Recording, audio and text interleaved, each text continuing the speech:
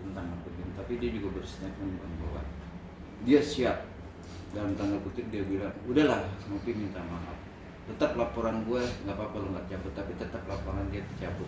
Nah, abang sendiri melihat gimana bang? Karena kan di situ juga ada masuk pelaporan abang juga loh bang. Iya, kalau saya begini ya, kalau saya pribadi begini, saya tidak mau melakukan hal-hal yang tidak bermanfaat, yang berakibat pada diri saya nih. Kalau menurut saya apa yang disampaikan Alpin Lim ini, kok rasa-rasanya saya nggak nyambung gitu ya, nggak nyambung dengan apa yang dia lakukan. Apalagi dia sudah minta maaf, walaupun nggak cabut saya tetap cabut gitu kan. Kan ini, nah maksudnya kan Alpin Lim bilang Nopi harus minta maaf ke Agus. Proses hukumnya tetap berjalan atas laporan si Nopi ke Alpin Lim, ya kan. Tapi kalau untuk laporan si Alpin Lim ke Agus, ke Nopi akan dicabut semua. Akan dicabut semua. Iya, ya kan. Dari situ kita bisa melihat apa yang diucapkan Alpin Lim ini seolah-olah Alpin ini orang baik kan gitu kan. Oke. Ya orang baik dong. Betul. Nah, karena apa? Nopinya tidak diperkarakan. Nah, dia cabut gitu kan. Nah, sementara apa namanya itu perkara Nopi tetap berjalan gitu kan. Ya ini kan luar biasa baik kan. Betul. Tapi ucapannya, rasa-rasanya nih menurut saya nih, penilaian saya kok nggak sama ya sama ini ya, nggak matching gitu. Nah kalau apalagi kan tadi dia sudah mengatakan mau buat laporan lagi. Betul. Terkait dengan apa dokumen ya. Betul. Maka nggak matching nih. Satu itu. Yang kedua, sekarang kalau seandainya Nopi meminta maaf, nah yang harus diucapkan permohonan maaf itu yang permohonan maaf tentang apa? Ya, tentang donasi ini bang yang sampai sini. Tentang donasi. Nah permasalahan minta maafnya ada kesalahan apa Nopi? Terakhir dia bilang yang pakai kacamata memperagakan batu memparodikan. Oh parodikan. Ya kalau saya juga harus objektif ya. Siap. Objektif artinya saya juga tidak setuju kalau Nopi memparodikan seperti itu. Ya tapi begini ya, semua orang punya cara mengekspresikan. Ya. Walaupun umpamanya ya ini kurang tepat lah, ya, karena kan itu yang memparodikan banyak kan, banyak sekali gitu. Oke. Nah tapi menurut saya begini, kalau seandainya kita mau bicara masalah keikhlasan, ya sudah, tidak perlu ada persyaratan, minta maaf, nanti kita ini, nanti kita itu, nggak perlu lah, saya bilang nggak perlu ibaratnya, kalau memang mau maafkan aja udah nggak masalah, nggak perlu harus minta maaf, biarkan aja, itu lebih baik lagi, maka saya nasihati, jangan tanggung-tanggung kalau mau jadi orang baik si Alpin, ya kan, tidak perlu minta maaf, saya maafkan, lebih bagus itu kan, ya, kalau saya posisi Agus umpamanya, biarkan dia buat seperti itu, saya maafkan, saya ikhlaskan, saya cabut laporan, itu lebih baik lagi. Ya kalau mau berbuat baiklah yang apa namanya, jangan setengah-setengah, berbuat baik seluruhnya sampai full, gitu aja. Oke, bang, ini kan proses kayaknya bergulir, tidak ada titik terangnya ini bang ya. Ya kan benang merah masih panjang bang. Tapi kan kemarin juga dari pihak kuasa hukum donatur sendiri juga udah mengasih statement, dari kuasa hukumnya si Nopi juga udah ngasih statement bahwa sebenarnya ini kasus ini pertemuan ada 3 orang ini bang, dari pihaknya Agus atau pihaknya donatur, ada pihaknya tadi siapa sih kuasa hukum yang satu ini untuk bilang kata damai, karena kan proses pengadilan itu agak sulit ya bang, karena donatur itu udah mengajukan dan tanggal 8 akan ada sidang. Nah abang sendiri melihatnya harus gimana sih bang? Ya kalau menurut saya begini ya, memang saya sih menyarankannya lebih baik perdamaian di pengadilan. Nah, nanti kan begitu sidang kan ada mediasi kan. Karena kalau seandainya kita ini bertemu, pihak-pihak ini bertemu untuk damai, rasa-rasanya susah. Ya mungkin sini ada keras kepala, sini kepala batu, kan? Sama-sama mempertahankan egonya. Nah, contoh seperti di Kemensos kemarin. Nah itu kan ketika menteri mengatakan seperti ini, yang lain kan mendengarkan. Jadi memang ada pihak yang terlibat yang tidak memiliki ikatan emosional kepada A, B, C dan D ya.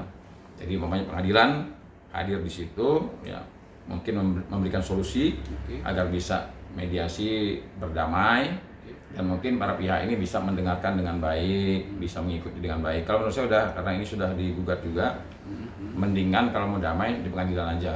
Karena kalau kita pakai begini ya, kayak contohnya kayak Abraham Silaban kan diserang juga kan, karena menurut orang netizen mungkin ada kedekatan emosional, cara dia salah. Yang mendingan pengadilan hadir, dia memberikan solusi, baru bisa berdamai. Andai kata nggak bisa berdamai juga, tunggu putusan siapa yang benar, apa yang salah, udah clear.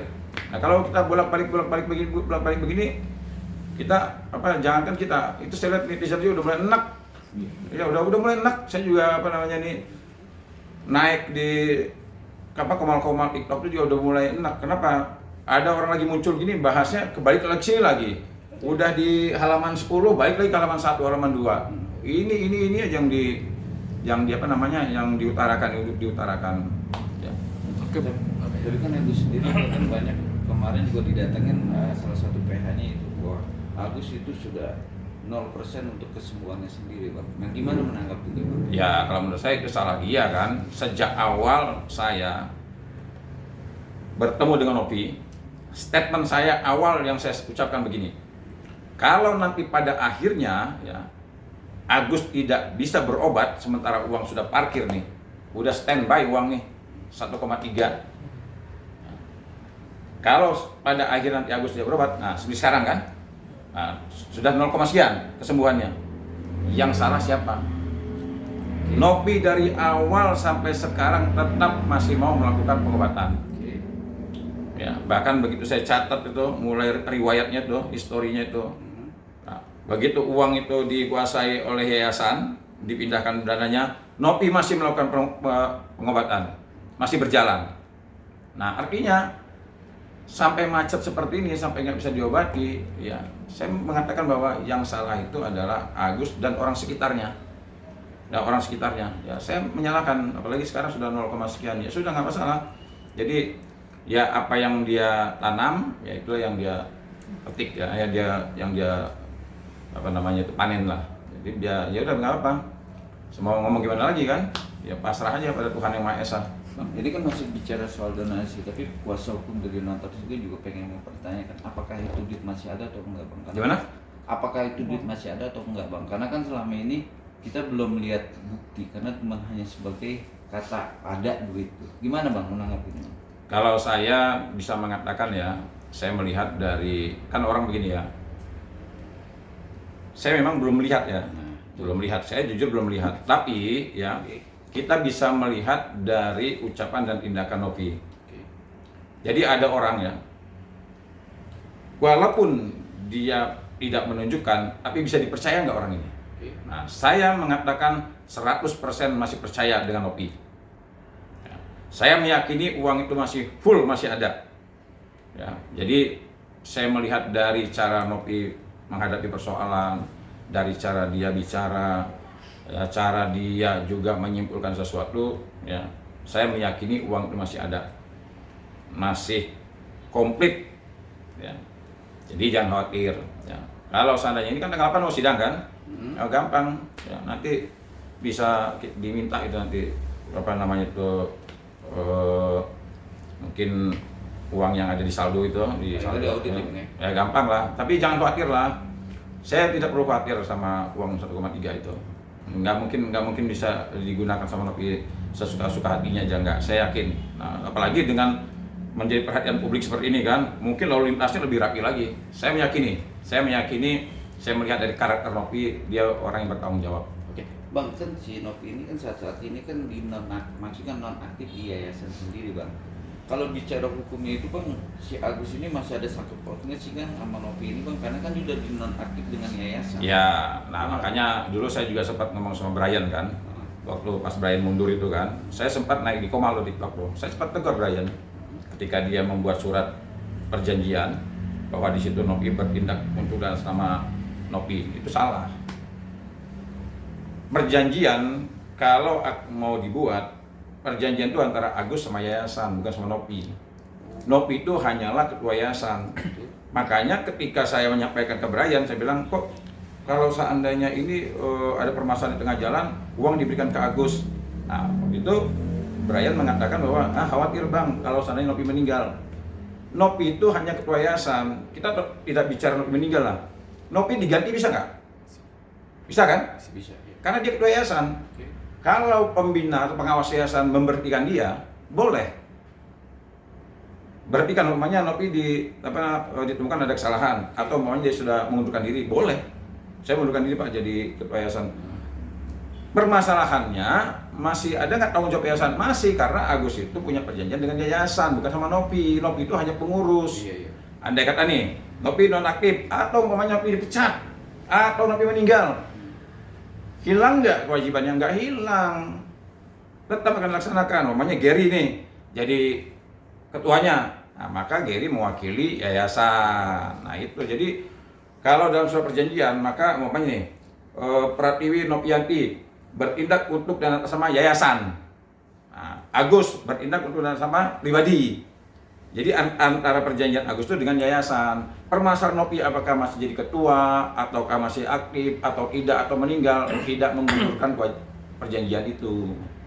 Nah, kemarin itu kan saya lihat perjanjian yang dibuat Brian itu seolah-olah Nopi yang buat perjanjian sama si Agus, itu salah. Tapi intinya masih punya hak dong Agus dalam kondisi uang ini. Sepanjang yayasan masih berdiri, tidak bubar, Agus masih berhak diobati oleh yayasan. Bang, ini soal apa dari komunitas pramugari nih, Ya. nggak terima dengan ucapan Alvin Lim dan akan menyatakan sikapnya hari ini. Ya, laporin aja. Bukan laporan sih, menyatakan sikapnya gitu. Ya, sikap yang apa? Nah, kalau seandainya dia tidak terima, ya silakan ngambil sikap.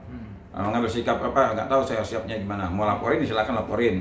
Ya kalau saya secara, saya ini advokat. Ketika profesi saya disinggung, saya akan marah. Kenapa? Profesi kita ini profesi yang mulia. Profesi kita inilah yang menghidupkan anak istri kita. Nah, sekarang siapa yang bisa menjaga harkat dan martabat profesi kita? Apalagi andai kata umumnya profesi kita yang benar-benar kita lakukan ya, artinya kita menjalankan tugas dan fungsi kita sebagaimana mestinya, umpamanya pramugari, datang ke kantor, kerjanya benar, tidak macam-macam dan sebagainya. Nah, tiba-tiba ada orang yang mengatakan, oh ya banyak juga teman saya pramugari yang jadi nyari uang sampingan begini-begini, kan tersinggung dong. Nah, tentu loh kok sampai sebegitunya kan, artinya harusnya dia tidak mengatakan kalimat seperti itu. Jadi kalau ada pramugari yang tersinggung, menurut saya wajar ya, karena walaupun ya kita mengatakan bahwa semua profesi itu pasti ada oknum-oknum yang nakal ya, tapi tidak layak kalau seandainya disebutkan di muka umum. Berarti kalau misalkan nantinya dilaporkan, nanti abang mendukung ya? Mendukung, saya mendukung begini. Saya berharapnya ya, seluruh masyarakat yang menggunakan ruang digital yang ada, artinya media sosial, saya berharap kita mesti tahu menjaga bahwa ruang digital ini kita upayakan semaksimal mungkin menjadi ruang yang bersih, sehat, beretika, dan bermanfaat. Bukan justru sebaliknya, bisa menimbulkan perpecahan, pro dan kontra, apalagi laporan polisi gitu. Kita harus benar-benar bisa memanfaatkan ruang digital media sosial kita dengan baik dan benar. Oke, ada lagi? Oke, sip. Oke, Bang.